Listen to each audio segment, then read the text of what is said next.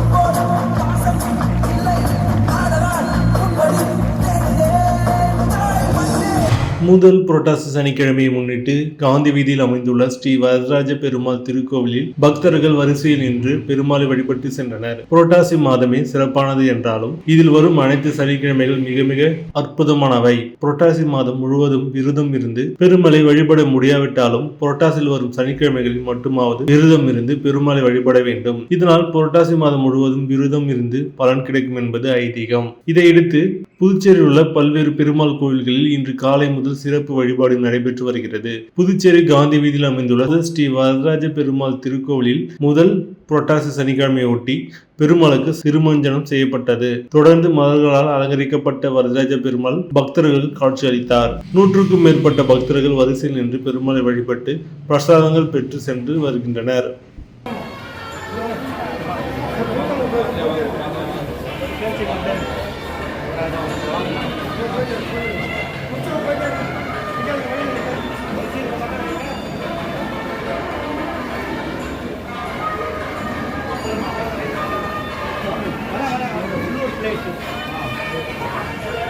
வரேம்மா, எவ்வளோ நேரம் போக முடியாது, வெயிட் பண்ணுங்க. வரே வரே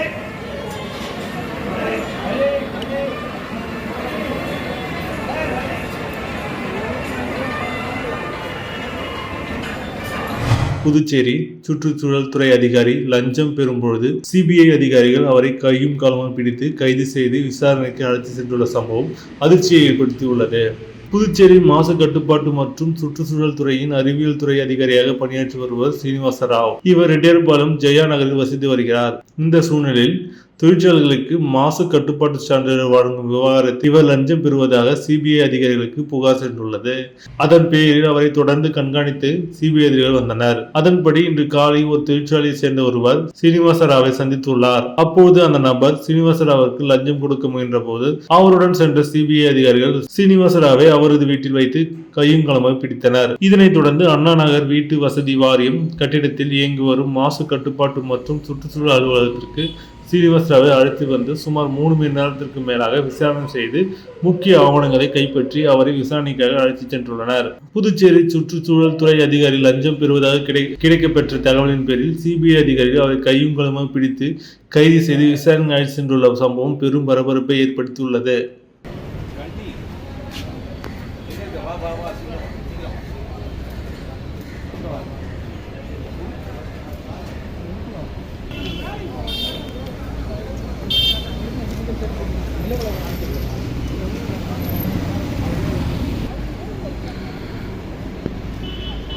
சைபர் கிரைம் போலீஸ் முயற்சியால் புதுச்சேரியில் ஒரே நாளில் பொதுமக்களின் ரூபாய் 1.9 கோடி பணம் இணைய வழியில் மோசடிக்காரரிடமிருந்து காப்பாற்றப்பட்டுள்ளது. புதுச்சேரி ரெட்டியார்பாளையம் பகுதியைச் சேர்ந்த ஓய்வு பெற்ற சுகாதார ஆய்வாளர் ஒருவரை போனில் தொடர்பு கொண்ட மர்ம ஆசாமிகள் உங்கள் பெயர் மற்றும் ஆதார் கார்டை பயன்படுத்தி கொரியர் மூலமாக வெளிநாட்டிலிருந்து போதை மருந்து கடத்தப்பட்டுள்ளது.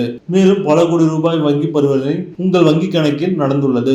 நாங்கள் சொல்லும் வங்கி கணக்கு ரூபாய் 1 கோடி பணத்தை அனுப்பினால் இந்த வழக்கிலிருந்து விடுவிக்கிறோம் என்று தெரிவித்துள்ளனர். இதனால் பயந்து போன நபர் ரூபாய் 34 லட்சம் பணத்தை மர்ம நபர்கள் சொன்ன வங்கி கணக்கு அனுப்பியுள்ளார். அதன் பிறகுதான் ஏமாற்றப்பட்டதை உணர்ந்த அவர் இது பற்றி புதுச்சேரி சைபர் கிரைம் காவல் நிலையத்தில் புகார் அளித்தார். உடனடியாக நடவடிக்கையில் இறங்கிய சைபர் கிரைம் போலீசார் சம்பந்தப்பட்ட வங்கியின் பொது மேலாளரை தொடர்பு கொண்டு மேற்கண்ட விவரங்களை கூறி குறிப்பிட்ட வங்கி கணக்கை முடக்கினர். இதற்கிடையே அந்த வங்கி கணக்கில் ரூபாய் 1 கோடி பணம் இருந்தது தெரிய வந்தது.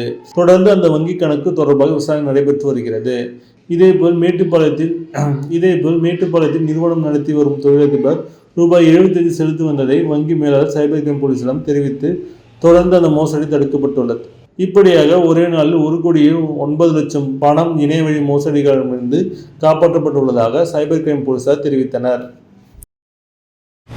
புதுச்சேரி கடல் மற்றும் ஆறுகளின் மருத்துவ கழிவு கலப்பதால் பல்வேறு நோய்கள் மீனவர்களுக்கு ஏற்படுவதாக உள்நாட்டு மீனவர்கள் அதிர்ச்சி தகவலை தெரிவித்துள்ளனர். புதுச்சேரி உள்நாட்டு மீனவர்கள் செய்தியாளர் சந்திப்பு கலாம் விதைகள் விருச்சகம் சமூக இயக்கம் நிறுவனர் ராஜா தலைமையில் அவரது அலுவலகத்தில் நடைபெற்றது. சங்கரபரணி ஆற்றிலிருந்து பிரிந்து வருகின்ற அரியாங்குப்பம் கிளையாறு முருங்கம்பாக்கம் மரக்கேன்மேடு தேங்காய்திட்டு பகுதி முழுவதும் நீரால் சூழ்ந்து பழம்பெரும் ஆற்றின் பெரும்பகுதி ஆக்கிரமிப்புக்குள்ளாகி ஆறு தற்போது வாய்க்காலாக பயணிக்கின்றது. திருக்காஞ்சிலிருந்து முருங்கம்பாக்கம் வரை ஆற்றை காணவில்லை. கடந்த 15 ஆண்டுகளுக்கு முன்பு பறைந்து விரிந்து கடல் நீர் போன்று தூய்மையான நீரை கொண்டு மீன், இறால், நண்டு, மட்டிக்கல், ஆளி இவை பேர் போன ஒரு ஆற்று பகுதியாக இதுவாகும். ஆனால் இன்று புதுச்சேரி இயங்குகின்ற மருத்துவ கழிவுகள், தொழிற்சாலைகளின் கழிவுகள், சுற்றுப்புற நகர பகுதியில் இருக்கிற அனைத்து மக்கள் பயன்படுத்துகின்ற கழிவு நீர்கள் என அனைத்தும் அரியாங்குப்பம் தேங்காய்திட்டு பகுதியில் உள்ள ஆற்றிலே வாய்க்கால்களின் இணைப்புகள் வழியாக கலக்கப்படுகின்றன. ஆற்று பகுதியை கடக்கும் போது கொடூர துர்நாற்றம் வீசுகின்றது.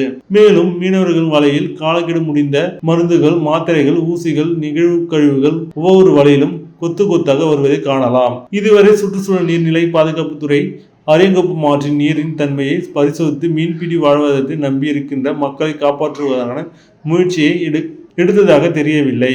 ஆற்றை சுற்றி வசிக்கின்ற பொதுமக்களுக்கு, பள்ளி கல்வி நிலையங்களில் படிக்கின்ற மாணவ செல்வங்களுக்கும் இந்த தண்ணீரிலிருந்து காற்றின் மூலமாக பரவுகின்ற நுண்கிருமிகளால் மிகப்பெரிய பாதிப்பு உள்ளாகுவதை ஆளும் அரசு கண்டுகொள்வதில்லை.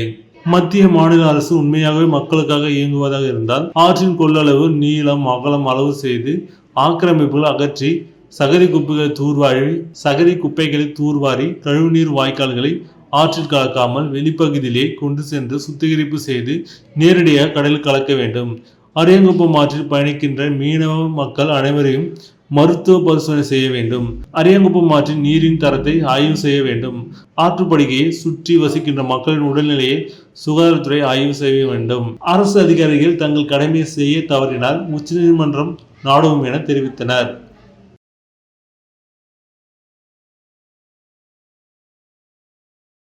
புதுச்சேரி ஏனாம் பிராந்தியத்தில் கோதாவரி ஆற்றின் ONGC குழாயிலிருந்து கேஸ் மற்றும் எண்ணெய் கசிந்துள்ளதால் பொதுமக்கள் அச்சமடைந்துள்ளனர். புதுச்சேரியில் ஏனாம் பிராந்தியம் ஆந்திரா மாநிலம் காக்கிநாடை ஒட்டி அமைந்துள்ளது. ஏனாம் நடுக்கடலில் இருந்து ONGC சார்பில் கேஸ் எடுக்கும் பணி 2016ஆம் ஆண்டு முதல் நடைபெற்று வருகிறது. இதற்கான குழாய்கள் கோதாவரி ஆற்றின் இருந்து கடலுக்கு செல்கிறது. இந்த குழாய்களில் இருந்து எண்ணெய் மற்றும் கேஸ் வெளியேறி வருகிறது. இதனை ஏனாம் வட்டார காங்கிரஸ் தலைவர் தினேஷ் வீடியோ ஆதாரத்துடன் அரசுக்கு புகாராக தெரிவித்துள்ளார். 2 நாட்களுக்கு மேலாக குழாயிலிருந்து கேஸ் மற்றும் எண்ணெய் வெளியேறி வருகிறது. இதனால் கோதாவரி ஆறு மற்றும் கடற்பகுதியில் கருப்பு எடை படலம் படிந்து துர்நாற்றம் வீசுவதாகவும் இதனால் கடல் வளம் பாதிக்கப்படுவதுடன் காற்று மாசும் ஏற்பட்டுள்ளது என குற்றம் சாட்டினார். இது தொடர்பாக ஏனாம் மண்டல நிர்வாக அலுவலகத்தை தொடர்பு கொண்டு கேட்டதற்கு 2 தினங்களுக்கு முன்பே குழாயில் பழுது நீக்கும் பணி நடைபெறும் என முன் தகவல் அளிக்கப்பட்டதாக தெரிவித்தார். இருப்பினும் கோதாவரி ஆற்றின் ONGCயின் கேஸ் மற்றும் எண்ணெய் கசிவால் ஏனாம் மக்கள் அச்சமடைந்துள்ளனர். గోదావరి ఇలా ఉంటుంది. ఇక్కడ మనం ఏదైతే చూస్తున్నామో పైప్ లైన్ గ్యాస్లోంచి లీకేజ్ అనేది భయంకరమైన స్మెల్ అనేది కూడా వస్తుంది. మాకు గ్యాస్ స్మెల్ వస్తుంది. దగ్గర కూడా ఇక్కడ మీరు చూస్తున్నారు నార్మల్ వాటర్. ఇది నార్మల్ వాటర్. దగ్గర కూడా లాస్ట్ వెళ్ళిపోదాం. నార్మల్ వాటర్ ఇది మీరు చూస్తున్నారు. చూడండి, ఒక్కసారి చూడండి ఇక్కడ ఏదైతే పైప్ లైన్ ఉందో ఎలా పొంగుతుందో చూడండి. ఒకసారి ప్రజల యానం కాంగ్రెస్ పార్టీ అధ్యక్షుడిని మాట్లాడుతున్నాను. ఒక్కసారి చూడండి ఎలా పొంగుతుందో. మాకు చాలా భయం వేస్తుంది ఇక్కడ స్మెల్ చూసి. ఏదైనా ఫైర్ అవుతుందేమో మా ఇంజిన్ అని చెప్పి. ఒకవేళ మాకేమన్నా అయినా సరే ఈ వీడియో பாலதேஸ்வரர் கோவில் நில அபகரிப்பு வழக்கை சிபிஐ விசாரிக்க வேண்டும் முன்னாள் எம்பி ராமதாஸ் வலியுறுத்தி உள்ளார். புதுச்சேரி மாநில மக்கள் முன்னேற்ற கழகத்தின் காரைக்கால் மாவட்ட நிர்வாகிகள் நியமிக்கும் பணிக்காக இன்று காரைக்கால் வந்திருந்தார் முன்னாள் எம்பியும் புதுச்சேரி மாநில மக்கள் முன்னேற்ற கழகத்தின் தலைவருமான ராமதாஸ் செய்தியாளர்களை சந்தித்தார்.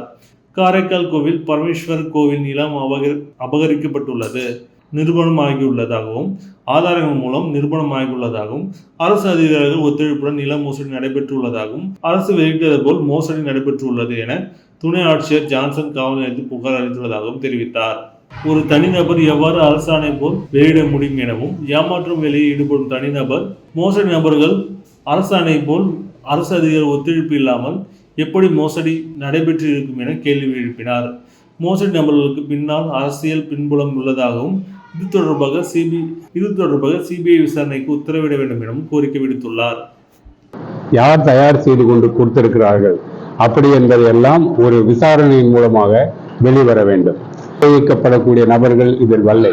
நாங்கள் நினைப்பது என்று சொன்னால் அந்த நபர்களுக்கு பின்னால் முக்கியமான அரசியல் புள்ளிகள் இருப்பதாக தெரிகிறது. இந்த நிலத்தை ஏமாற்றி பெற வேண்டும் என்று எண்ணம் கொண்டவர்கள் அரசியல்வாதிகளுடைய துணையோடு செய்திருக்கிறார்கள். இவர்களுக்கு வேண்டிய அந்த ஆவணங்களை அதிகாரிகள் செய்திருப்பதாக எங்களுக்கு தெரிகிறது.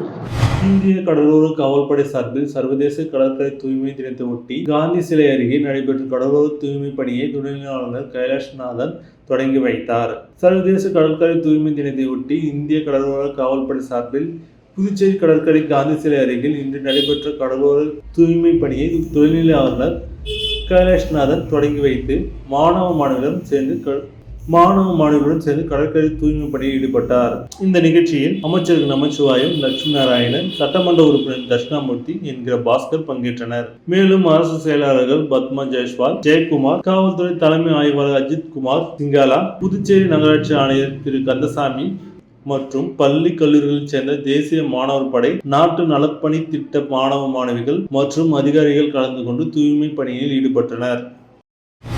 ஆதிதிராவிடர் மற்றும் பழங்குடியின மாணவ மாணவிகளுக்கு நடப்பு கல்வியாண்டில் ரூபாய் 49.90 கோடி கல்வி உதவித்தொகை வழங்க உள்ளதாக இயக்குநர் இளங்கோவன் தெரிவித்துள்ளார். புதுச்சேரி அரசு ஆதிதிராவிடர் மற்றும் பழங்குடியினர் நலத்துறை இயக்குநர் இளங்கோவன் வெளியிட்ட செய்திக்குறிப்பில் ஆதிதிராவிடர் மற்றும் பழங்குடியினருக்கு இந்த நிதியாண்டில் இதுவரை 12.01 கோடி நிதியுதவி வழங்கப்பட்டுள்ளது. அதன் ஒரு பகுதியாக இந்த நிதியாண்டில் திருமண உதவித்தொகையாக 396 பேருக்கு ரூபாய் 3.96 கோடியும், கலப்பு திருமண உதவித்தொகையாக 80 தம்பதிகளுக்கு ரூபாய் 2 கோடியும், பிரதமர் வீடு கட்டும் திட்டத்தில் 118 பயனாளிகளுக்கு மாநில அரசின் பங்காக ரூபாய் 1.88 கோடியும் வழங்கப்பட்டுள்ளது. பாலூட்டு தாய்மாருக்கு 592 பேருக்கு மொத்தம் ரூபாய் 89.89 லட்சம், தொடர் நோய் உதவித்தொகை திட்டத்தில் 2281 பேருக்கு மொத்தம் 1.57 கோடியும் வழங்கப்பட்டுள்ளது. வன்கொடுமை தடுப்புச் சட்டத்தின் கீழ் 5 பேருக்கு ரூபாய் 2.59 கோடியும், மாணவர்களுக்கு கல்வி உதவித்தொகையாக 49.90 கோடியும் வழங்கப்பட்டுள்ளது என குறிப்பிடப்பட்டுள்ளது.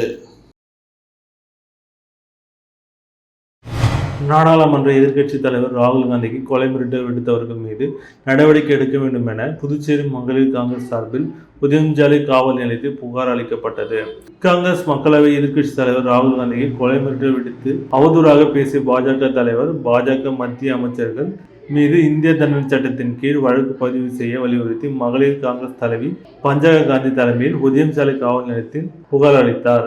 அதனைத் தொடர்ந்து அண்ணா சிலை அருகே கண்டன ஆர்ப்பாட்டத்தில் ஈடுபட்ட மகளிர் காங்கிரசார் கொலை மிரட்டல் விடுத்தவர்களை உடனடியாக கைது செய்ய வேண்டும் என்று கண்டன கோஷங்களை எழுப்பினர். இந்த ஆர்ப்பாட்டத்தில் காங்கிரஸ் கட்சி தலைவர் வைத்திலிங்கம் மற்றும் பொதுச் செயலாளர்கள் இளையராஜா, தனுஷ் உள்ளிட்ட மகளிர் காங்கிரஸ் துணைத் தலைவர் ஜெயலட்சுமி, பொன்னி சுப்ராயன் உள்ளிட்டோர் கலந்து கொண்டு கோரிக்கைகளை வலியுறுத்தி கண்டன கோஷங்களை எழுப்பினர்.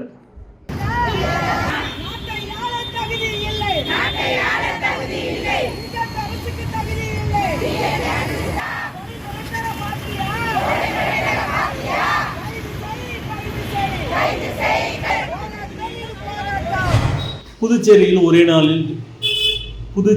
ஒரே நாளில் 23 நபர்கள் டெங்கு பாதிப்பால் மருத்துவமனையில் அனுமதிக்கப்பட்டுள்ளது பொதுமக்களிடையே அச்சத்தை ஏற்படுத்தியுள்ளது.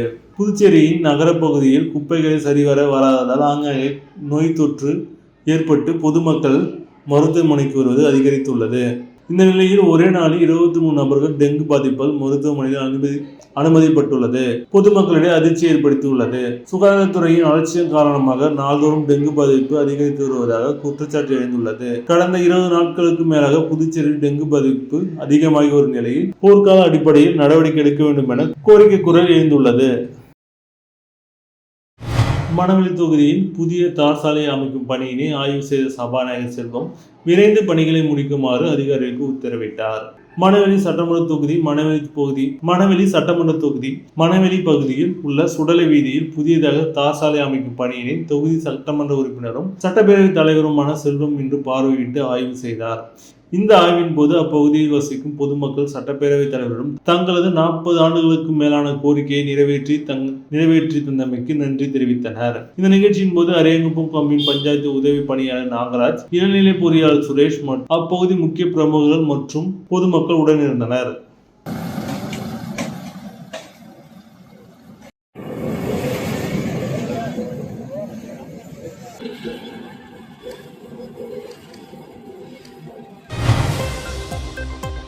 மீண்டும் இன்றைய தலைப்புச் செய்திகள். புதுச்சேரிக்கு வரும் சுற்றுலா பயணிகளை போலீசார் விரட்டக்கூடாது என முதல்வர் ரங்கசாமி அறிவுறுத்தியுள்ளார். முதல் புரட்டாசி சனிக்கிழமையை முன்னிட்டு காந்தி வீதியில் அமைந்துள்ள ஸ்ரீ வரதராஜ பெருமாள் திருக்கோவிலில் பக்தர்கள் வரிசையில் நின்று பெருமாளை வழிபட்டு சென்றனர். புதுச்சேரி சுற்றுச்சூழல் துறை அதிகாரி லஞ்சம் பெறும்பொழுது சிபிஐ அதிகாரிகள் அவரை கையும் காலமும் பிடித்து கைது செய்து விசாரணைக்கு அழைத்து சென்றுள்ள சம்பவம் அதிர்ச்சியை ஏற்படுத்தியுள்ளது. இத்துடன் செய்திகள் நிறைவடைந்தன. வணக்கம்.